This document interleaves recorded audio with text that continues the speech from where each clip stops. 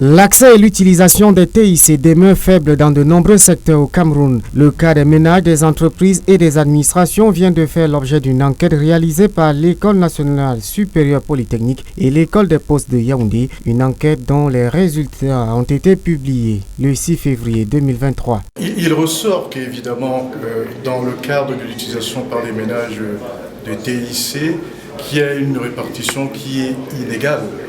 Non seulement en fonction du type d'outils que l'on utilise, de support que l'on utilise, mais qui est également révélateur, des résultats de cette enquête-là, sur la répartition au niveau des administrations, des ménages, au niveau des sociétés.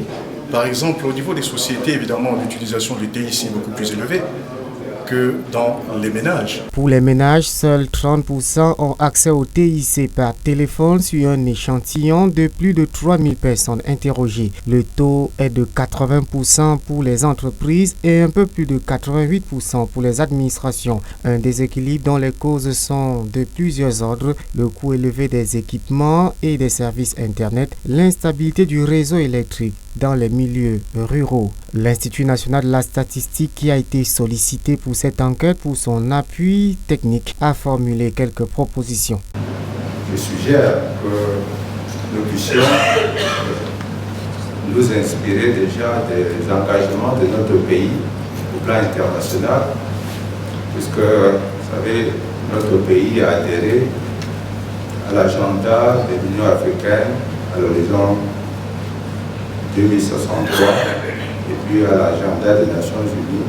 Ces deux agendas accordent une priorité extrêmement importante sur l'accès au TIC. Et il est précisé l'accès à un coût raisonnable, c'est-à-dire un coût qui tient compte du pouvoir d'achat des populations.